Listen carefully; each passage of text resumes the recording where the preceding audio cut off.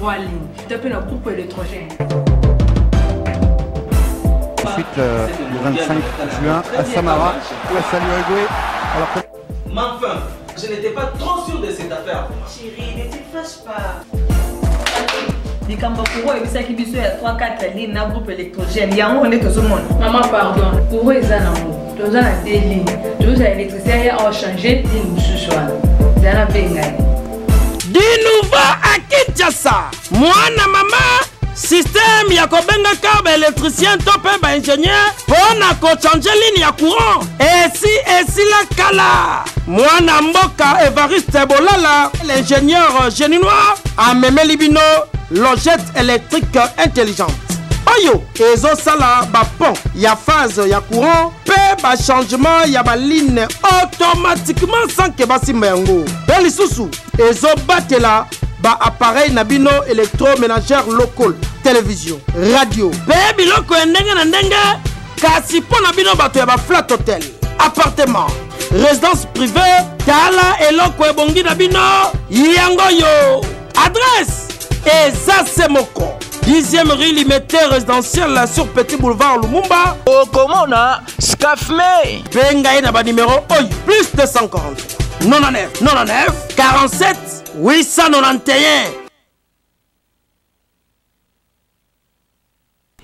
Et voilà, déjà rendez-vous de chaque vendredi, boyé biango, papa, maman, les enfants, tout le monde, tous les Congolais, tous les Kinos en particulier, on est ensemble. Donc on a rendez-vous il y a vendredi, c'est-à-dire espace Cafmé ici, puis nous faisons la promotion de différentes inventions de les savants ingénieurs, le génie noir, M. Evariste Bolala, où il y a la disposition, pas mal des inventions que vous connaissez bien, notamment tout le Pontball. Pontball, c'est l'île Bongo, logette intelligente qui permet, n'est-ce pas, de faire de ponts d'une manière automatique, sans l'aide électricien. Non, non. Il y a moins intelligemment et que ça, la samba simbango. Et puis on a parlé l'autre fois, on a parlé d'un versiball. Et voilà, il y a pas mal d'inventions. Je cite encore de ball phase, des manchons, voilà, si je n'ai pas massacré l'invention, il y a les savants ingénieurs Evariste Bolala. Et donc c'est ici, le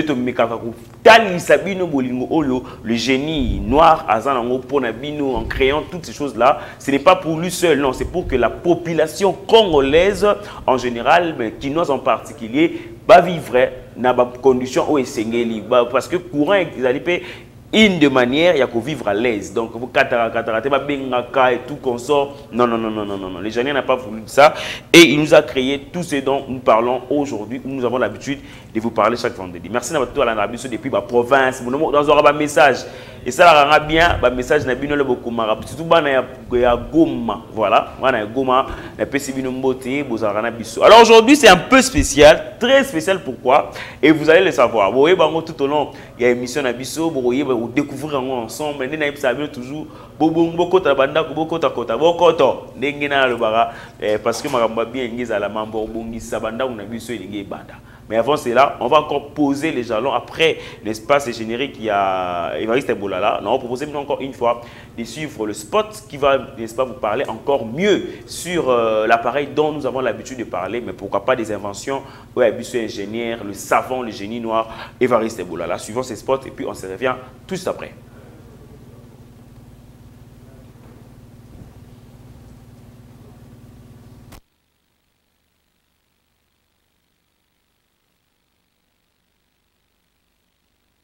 J'aimerais bien voir le spot publicitaire. Il y a Scafme et au Salagito pour na Lubumbashi et na Goma, na Congo central. Va découvrir, ensemble, c'est quoi Pontball par exemple, et au Sala. Bien suivant ces spots et puis on revient tout juste après. Europe na kata Kinshasa, tu as 3 lignes. Tapez dans le groupe électrogène. Ensuite, le 25 juin à Samara, place à l'Uruguay. Mais enfin, je n'étais pas trop sûr de cette affaire. Chérie, ne te fâche pas. Les Kambakuro et ça qui biso il y a 3-4 lignes dans le groupe électrogène. Il y a un on est tout le monde. Maman, pardon. Pour eux, ils en ont. Tous en ont des lignes. Tous les électriciens ont changé de ligne ce soir. Ils en ont fait. Dinouva à Kinshasa. Moi, maman. système ya kobenga câble électricien to pe ba ingénieur pona ko changer ligne ya courant esi la kala mwana mboka Evariste Bolala l'ingénieur géninois a memé libino logette électrique intelligente oyo ezo sala ba pont ya phase ya courant pe ba changement ya ba ligne automatiquement sans que basimba yango pe lisusu ezo batela ba appareil nabino électroménager local télévision radio pe biloko ndenge na ndenge kasi po nabino bato ya ba flat hotel appartement résidence privée tala eloko ebongi nabino yango yo adresse eza semoko 10e rue Limité résidentielle sur Petit Boulevard Lumumba. Okomona Scafme. Bengaï na ba numéro oyo plus 240 99 99 47 891. Tous sur ce plateau. Merci beaucoup, ces spots, ça fait plaisir. Alors, sinon, on va aller à l'agréable. Déjà, les spots dit, nous sommes à Limité, là, l'unité résidentielle, et 10e rue Limité résidentielle, à 50 mètres, il y a siège à IDPS, la petite boulevard de Zubiso, maison Scafme, pour la précision, pour rejoindre les matériaux, les savants, et mais aujourd'hui, c'est spécial. Très spécial, pourquoi? Parce que la RDC en général sera face aux savants, les génies noirs, l'inventeur de plusieurs appareils. Lui, il s'agit bien de M. Evariste Bolala. Il a disposé son temps aujourd'hui pour Solana Biso Yemoko en personne. Et l'ongate. Bonsoir, ingénieur. Bonsoir. Comment vous allez? Oui, ça va. Ça va par la grâce, hein? Oui, ça va. Les savants. Pourquoi vous avez déjà savant? Pourquoi d'abord savant? Bon, c'est pas moi qui demande qu'on m'appelle savant. Okay. C'est vous qui m'appelez savant. C'est la population qui m'appelle savant. Par rapport à ma capacité, hein, voilà. Tout ce que j'ai fait, les inventions, j'ai bon de m'appeler savant. Très bien. Ingénieur Alobi, il a été Bissonde, oui, il a raison. Hein. Bissonde doit bénéficier à Bablo Ronaye, non, il est savant. Oui, parce qu'il est savant. Ingénieur, moi, j'aime bien que Mission a Bisso au Pobalanda Bisso de partout. To sepela, to betarango langila. Moi, français, moi, lingala, pour comprendre Bisso, malama. Vous êtes ingénieur, combien d'années avez-vous déjà dans le monde où Italie électrique, électricité ou quoi que ce soit? Beaucoup d'années. C'est depuis l'âge de 5 ans que je suis dans ce monde-là, de l'électricité. Parce que je faisais des... Bon, les années qui sont en bazalaka, ceux qui sont en badon, naturellement, au monde déjà, si on a pas bleu, on a banana mwana muke. Do sentir que l'eau est au cou la ça déjà ba bleu bili banana qui mwana muke quoi. To c'est vraiment muke. Na bo mwana lo ni yo beta ki we 20 ans oh le logo e kuyi bataka 5 ans na bo mwana na ngamba na betelo mo bu pesi mo makam. Bon, na j'ai 8 ans na sala nini na sala hélicoptère. Hélicoptère ils ont tourné na ba moteur électrique autant kala to benga ngo ba nuit. Au branchant on a courant pour hélicoptère mati. Est-ce que le savant a ça quand même un cursus, mon parcours professionnel et le constat? Bon, ndenge zawana naza qui na D6 na sala alimenté électricité. OK. Na kena isa na sali électricité puis premier cycle, second cycle puis électricité kaka. Après bon, na kota na SNER na j'ai 22 ans. Dans ça, il y a des services, service à dépannage, service à maintenance, service tout ça. Pendant des années, nous avons découvert des phénomènes. Parce que chaque fois, naturellement, il y a ce qui y a un problème. Le problème est que ils ont dérangé quand même problème. Il faudra ça là tout, le problème est répété, il y a une cause, il y a une solution. D'où nature dans l'engagement. Après, il y a l'ingénieur, le savant. Il y a plusieurs inventions.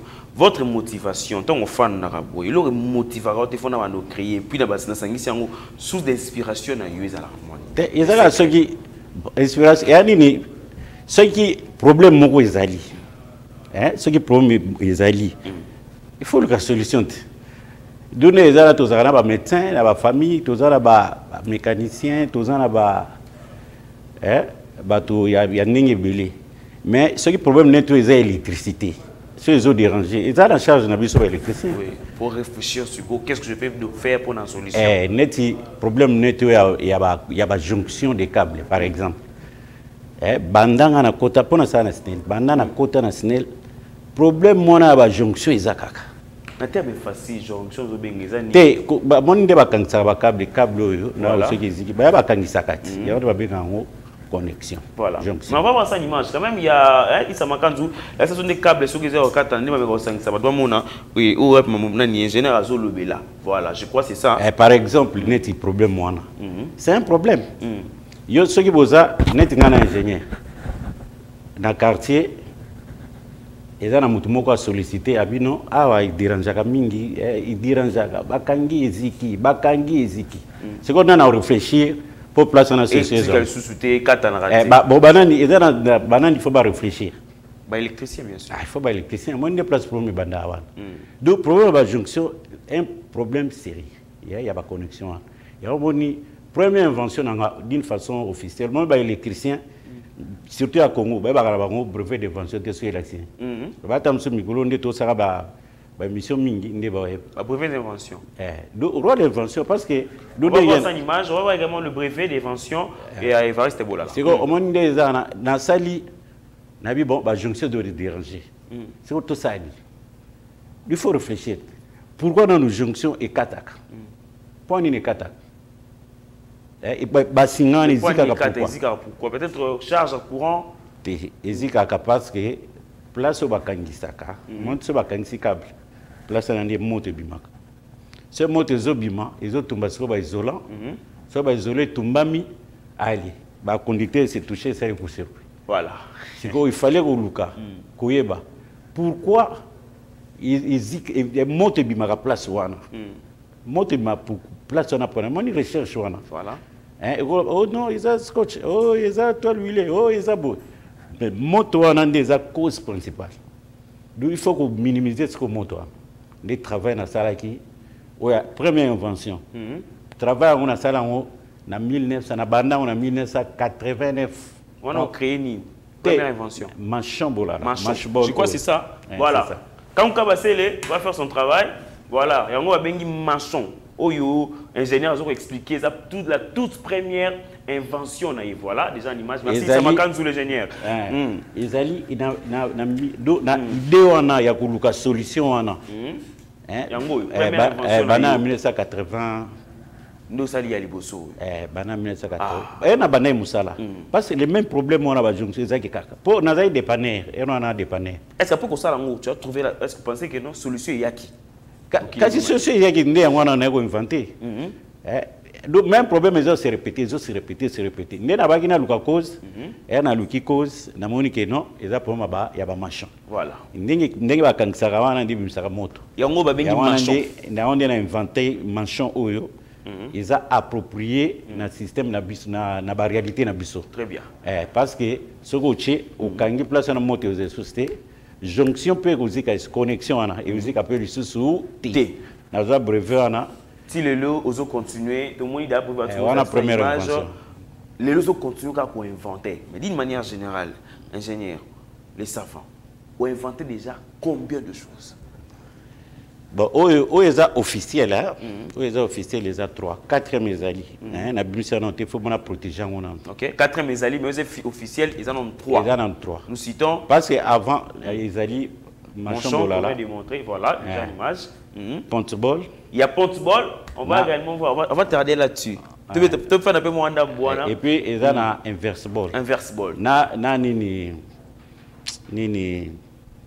ball phase. Ball phase. Très bien. Rofabol nazozela. Voilà. Issa Makan. On va voir. Le général Tangi a Pontball. Voilà. On a parmi les 3 blocs on a eu dans inverse ball, ball phase et puis Pontball. Montre-moi maintenant l'image.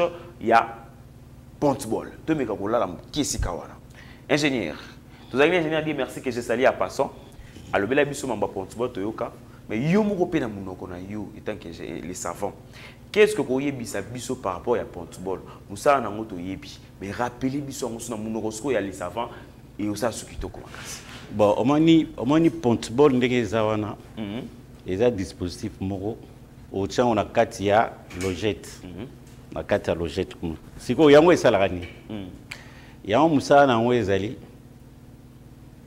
esalaka bapont d'une manière automatique donc changer ma phase d'une manière automatique changer te mais esalaka bapont baélectricien bacomprendre nde basalaka esalaka bapont d'une manière automatique et puis ils ont protégé l'appareil électroménager à babonné vraiment babiloko ezika te ce courant est makasi pour eziki sa biloko yango ko kata mais vous courir les kate parce que ceux qui les eziki sa biloko donc ils ont deux rôles principaux yango ils a ko ça la ka yo pona ko éviter ba bricoleur na catalogette oh non fazo ezate il faut bien mutu nyoso il faut akota na catalogette comment na logette il comment dégrader hein il nous a bien été et comme a dégradé hermo ko zika ba équipement zika na kati suite à mauvais contact tout ça n'importe qui touche yango wana pontbon ndenge zana ils ont ça là comme ça là d'une manière automatique sans que l'électricien ils ont battu la paix ba biloko na yo ba split na yo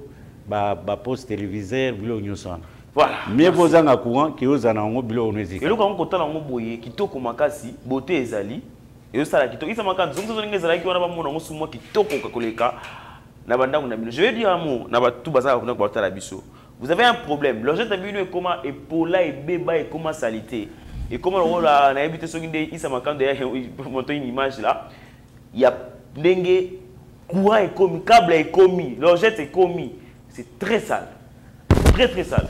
Alors Issam, voilà, regardons peut-être ça.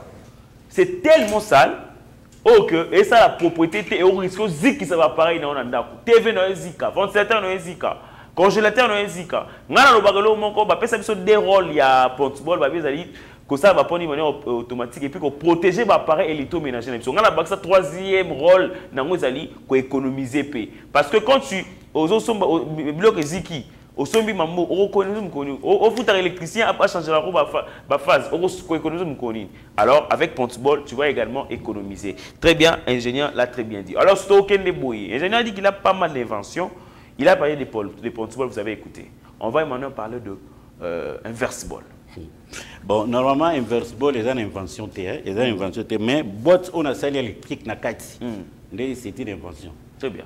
Parce que les ana ils ont inverseur moko yango il y a la boîte de commande électrique et mutunyo ça va utiliser na yango donc ils ont deux modes mode manuel na mode automatique ils ont la mode manuel na mode automatique ce qu'on appuyer ka bouton moko wana et c'est le mode manuel ce qu'on matisi et c'est mode automatique si ko yango ne ils ont particularité nango ils ont la boîte de commande électrique na kati et puis ils ont la nini protection ce qui n'est comme une phase moi ben inverser monsieur zikara ce n'est comme une phase pas inverser ziki mais oyo ce n'est comme une phase et kati courant et protéger peu biloko ndako moi des ali siko yango ndezo zongi sabatu goût ya kuzana inverser automatique pour bazai ko bout ya inverser automatique pourquoi parce que ce qui bien être comme une phase pour et kati ce n'est comme une phase pour ziki yango mo inverser ziki to ziki ça met biloko mais ceux qui n'étaient comme pas et Katiango.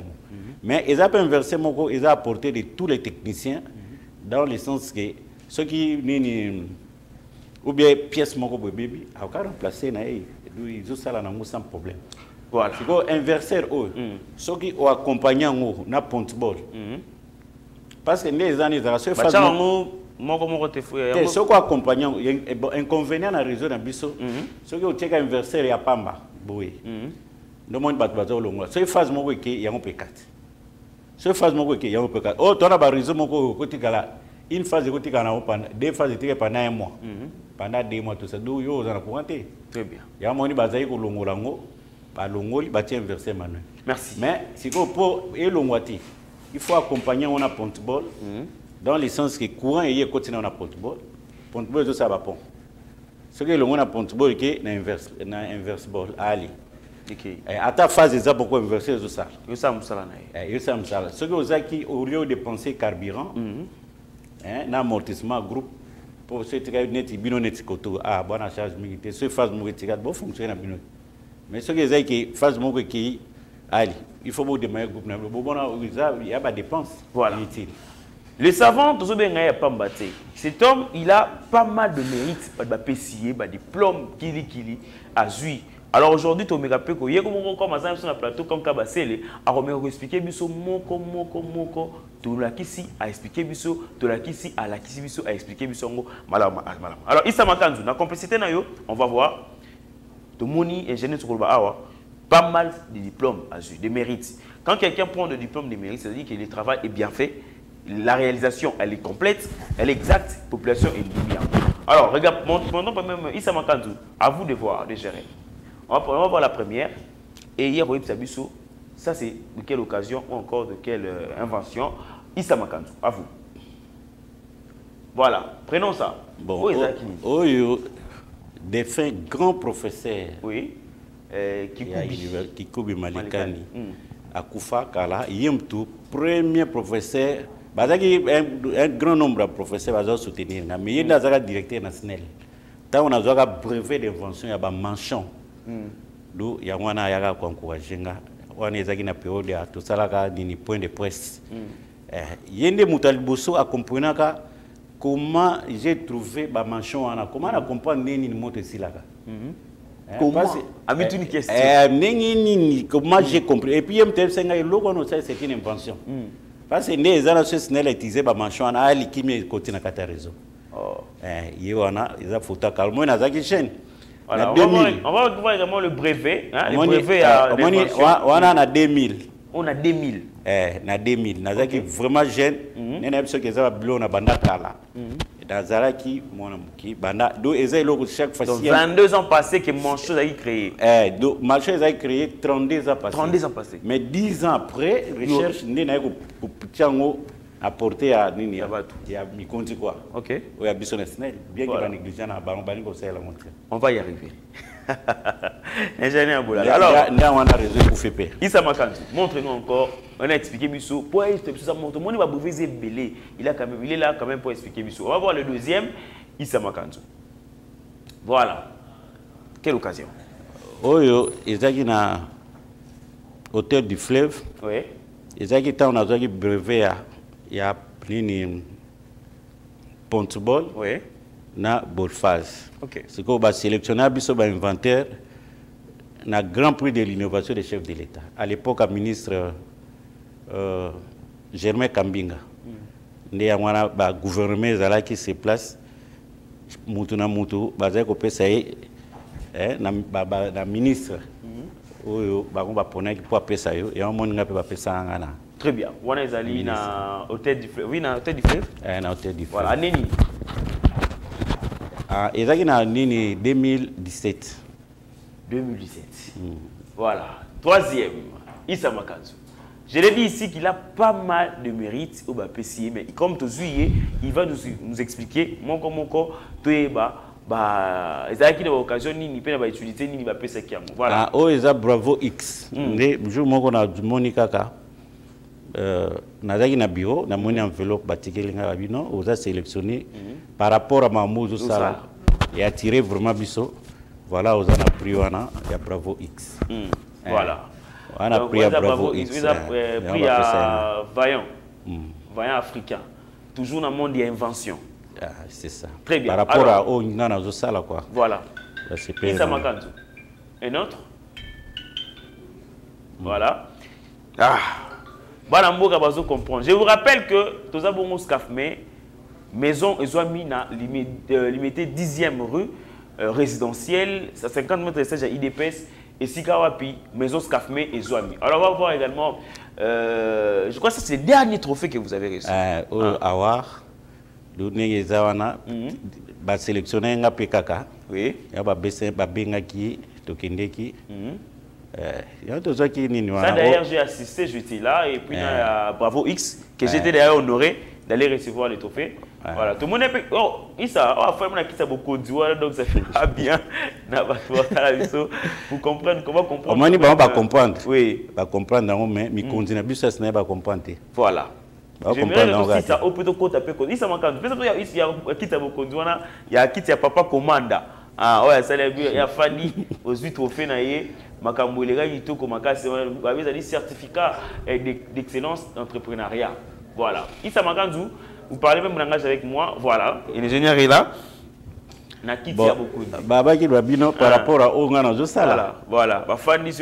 Non, non, ma mozo sala. Ils ont séparé ça sur ma case. Fana on a quitté. On est ensemble. Il méritait quand même un beau. C'était ça. Donc avec le savant ingénieur, le génie noir, Évariste Bolala. Je crois que vous avez le dernier trophée Nabiso au ingénieur Azouaki. Ingénieur, vous avez répété le roman à Watoto Solo là. Accompagnement ya bakodi Snell. Par rapport à l'invention. Selon vous, c'est dit à quoi? Bon, il a dit la mauvaise foi. Oui. Il a dit la mauvaise foi. Parce que au moins il oui, manchon. Et l'équipe il a son importance. Voilà. Bien qu'il y ait des casse, mais il est très important parce que ce qui est calme.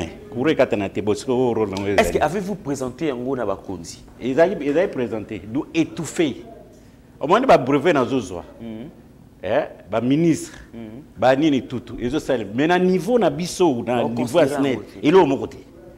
Au société même audience. Donc il faut ce qu'il faut comprendre. Il faut comprendre ces années. Il faut comprendre ces années. Parce que au moins, il est loco. Donc, ce qu'on a câble na haut. Ici, place na jonction des sociétés. Ba danger d'électrocution. Et aussi là, ba phase de kokata na tuna ba boîte té, ma mieux c'est pour ça on a une population congolaise et les bobo ça l'effort, ko ça effort bo tout na bango. Oui. Bo tout na bango so les anines. So les anines. Ba connexion ndenge zawana, ils ont faire dépenser dans tunnel na mbongo. Non, c'est ça. Voilà. Ils ont faire dépenser dans tunnel na mbongo. Parce que connexion mon cause kakabo pour et emporter transformateur transfert qui connexion mon corps car risque pour aller transfert qui transfert ça coûte combien connexion mon quand tourner ba câble ba ça il doit net comme so kakao net comme une phase ils ont ba connexion net katani pas toucher phase do ils ont ningwana OK mais si ko ndenge zawana bino botu na bango ba ils ont nini ba mona ani. Parce que nous sommes obligés. Au final, au final, biso tous obligés. Biso ba congolais. De tout ça là qui, ma biso est marché. Mais ce que est marché n'est parce que ba o baza français. Et en est ils aux ana moana. Aux ana moana. Moana ce qu'on maïli. Aux on cadre monana. Est-ce que se comparer na monana? Non, yo chef hiérarchique. Il faut encourager de venir dans mona babio noni. Nini bakura wana ba quitter vous la propre bablo mandinga. Donc Snell c'est une entreprise à caractère technique. Ba ingénieur maison peut bazali, ba inventeur peut bazala na carte. Mais vous êtes cadre. Par rapport il y a l'influence de là sur la tête. Wanezati. Na bisi yotindenge zara. Moi j'ai 32 ans, 33 ans de service. Na bandaka jeune mamna ezaka électricité. Na na ba idée ebelé. Parce que mon réseau n'a pas senga, surtout basse tension. Ils ont senga ba solution appropriée. Donc on commande ba bloc moko ndenge biso moto lingi pour essayer ma pour résoudre ba problème na biso. Na ba bloc wana ba solution na betala kaka na sa ba recherche banana bana musala.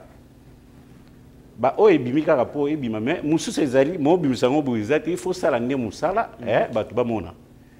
Les réseaux comme Kimia. Et les bissaotés qui créent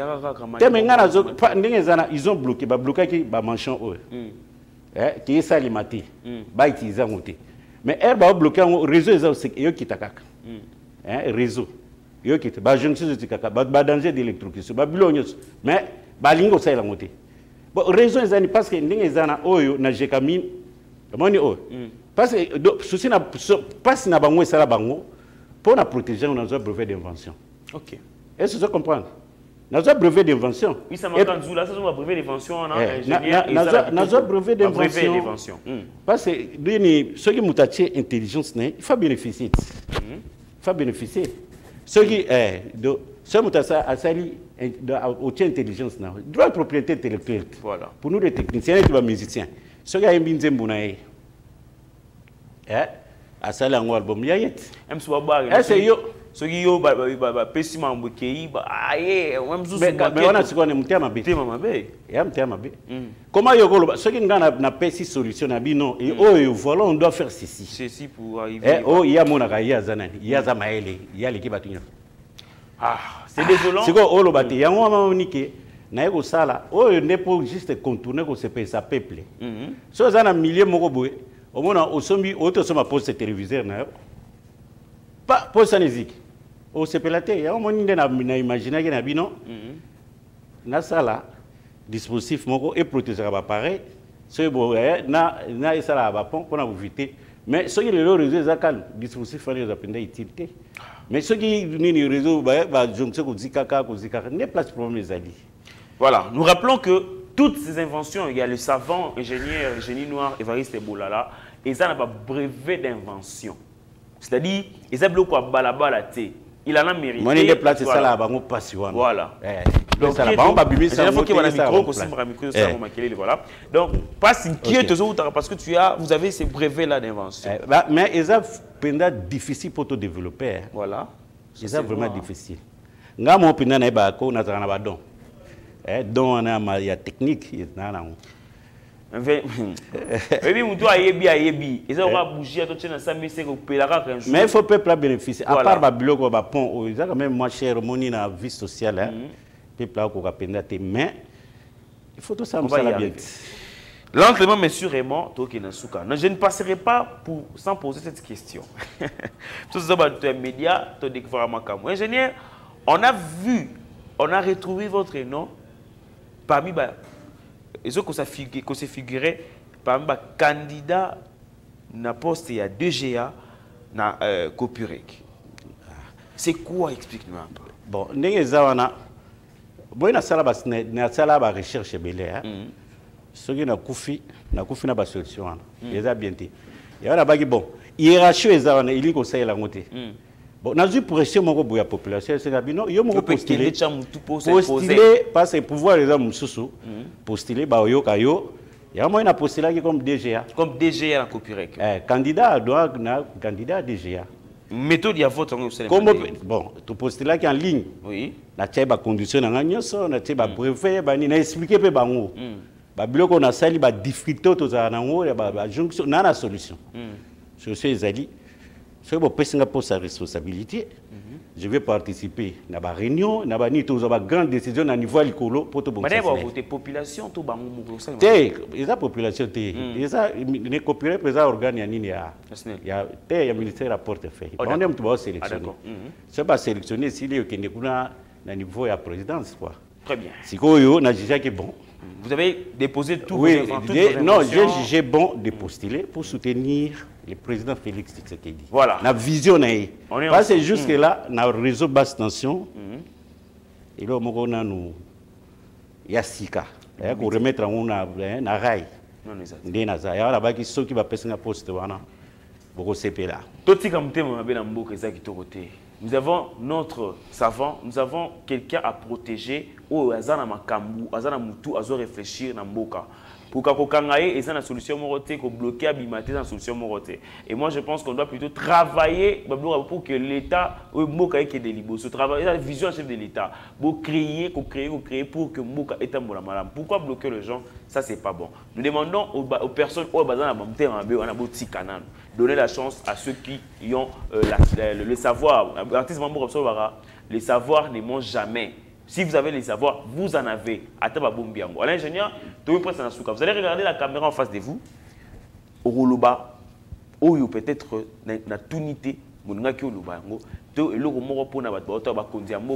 encore na bénéficiaire de l'invention. Bon, on a profité. À part eux, pour un bureau d'études, oui. Dans le système Moroboé, dans Excel, il y a calculer des devis automatiquement. Du rapide, de calculer dans une heure, vous calculer des devis billet. C'est quoi? Et le Kouana, Basenga Yango, dans niveau comité de gestion, to uniformiser calcul des devis dans la ville de Kinshasa. Il y a 21 ans. C'est quoi? Oh, blocanga, ne baby que zangam tout. Ce qui est le coin est bimi. C'est quoi? Je suis obligé de m'entraîner les canards entraîner tout. Tout ça déjà réunion nango, finir. Pourquoi on va bouler au Canada? Mais c'est au Canada à la télévision. C'est quoi bon, n'importe zawana. Herba fini en haut. Mais est-ce qu'on a une demande? Il y a des collègues qui sont mais nini ni loko na nini le ya entraîner biso to sala ba sala arabe ba système ezaka pour bloquer comme on a au Canada. Très bien. Ozamo adresse sur base biso pour ça né. Oui, tozali na nini na 10e rue, limité à plus ou moins 50 messages de leader de presse. Na profiter na occasion oyo pour adresser message mon ami Konzambuka. Allez-y vite, à son excellence président Félix Tshisekedi. J'ai postulé pour vous aider dans ma courant. C'est toute basse tension pour résoudre le problème sans problème. C'est ça que j'ai. Nous sommes arrivés à la fin. C'était les savants. On a bien regardé les savants, les génies noirs. Évariste Bolala. Ouais, c'est la biso pontball, ball phase, inversible, manchon et tout ça. C'est la biso yango pour que tu vives bien, tu aies une vision en chef de l'État. Alors, tout le monde a déjà retrouvé cette émission demain samedi pour la rediffusion à partir de 20h. Bon, rediffusion, il y a émission à biso SCAFME. Alors, quant à moi, je vous retrouve à la prochaine. Nos numéros étaient là, nos adresses déjà ont été données. Vous pouvez nous retrouver facilement. Tout ça, la chaîne YouTube. SCAFME officiel au Robimisabiso au non c'est comme information Italie Évariste Boulala chef de l'État. Voyez voir candidature Yabino et un candidat à Mboka les savants ingénieur Boulala pour aniter à son poste on a DGA et pour ça qui pour que Allah qui sa vision n'est pas à bloquer qui mouté mamabe. On se retrouve à la prochaine. Bye bye.